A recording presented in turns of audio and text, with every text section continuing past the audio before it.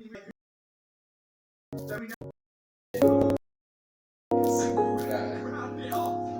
honestly doesn't shock me anymore. All my dad have ever rebuilt a Lamborghini engine ever before. But this sort of stuff applies to any engine. But now you can see how the throttle just sits in its little recess. And in fact, you have to actually put it on the crank and then start the crank.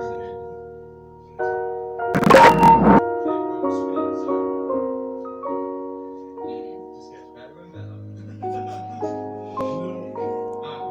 In my opinion, I think that's so different when the little wings from silver to black have made such a difference. It's just way more. I don't know, like this is like a Murcielago but really full scroll.